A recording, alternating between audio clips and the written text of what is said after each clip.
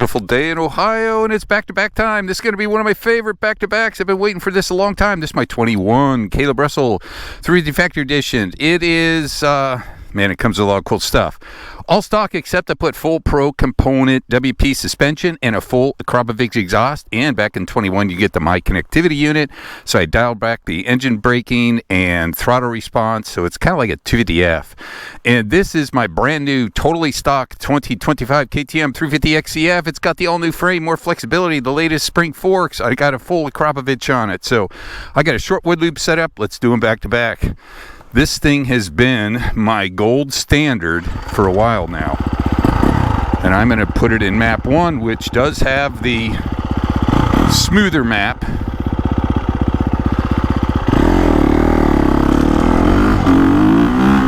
You can just roll that throttle on, and it's so smooth and easy.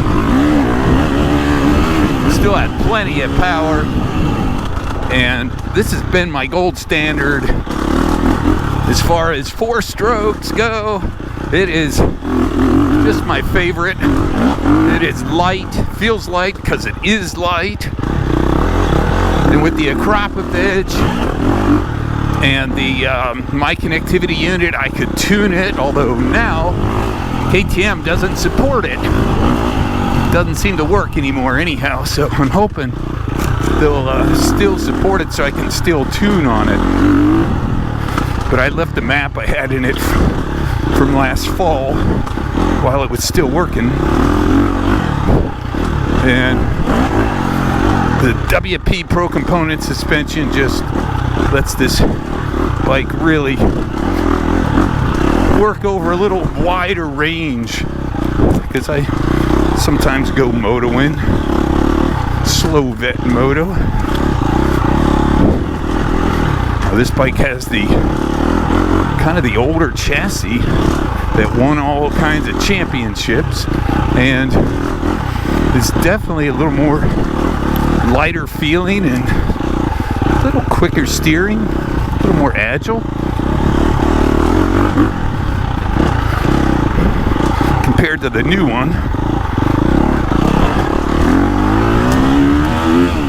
350s just rev.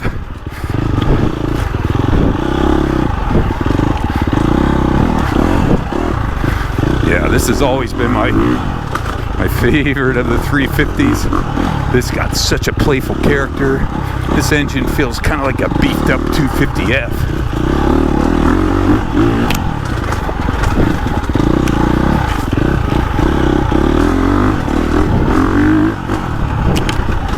Now these bikes got 31 hours, so these original AT81 tires are about more than done, but it's dry today. Hopefully it won't be too big of a difference.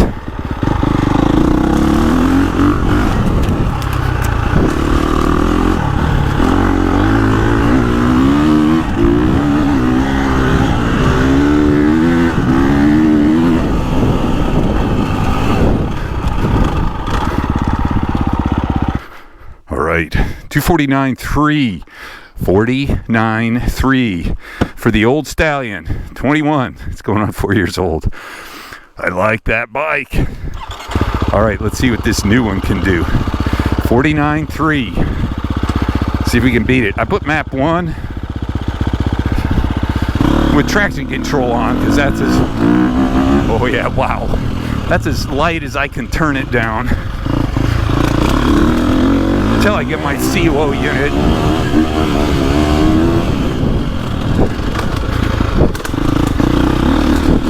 Well, I tell you, this engine, this is a beast.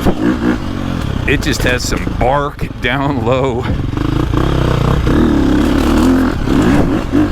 Definitely feels more like a mini 450 now than the beefed up 250. And this one's got about 2 hours on it now, so it's not even close to being broken in engine wise. But the suspension feels good, which to me is a pretty big deal, because this is the stock suspension. I just opened the clickers. Definitely a little more weighty feel to the bike. It'll be better when I can turn the engine braking down. That'll lighten it up a little, but this front end has a little less super light agility and a little more stability. But boy, it's very precise in where you're going. And as far as the chassis feel, this isn't a big rocky trail. But this thing feels pretty good. I don't really notice any harshness. I think this new 25 chassis is, if you're picky, you'll notice it. But one thing for sure, these new spring forks, and even this shock setting is good. This bike is more than holding its own against my full WP Pro. Whoa. This is Mach 1. This thing's got some juice.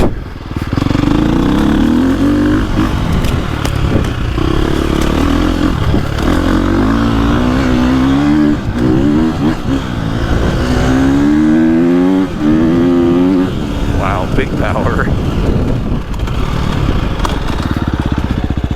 49.3, 48.3. Wow, 1 second. 1 second between them.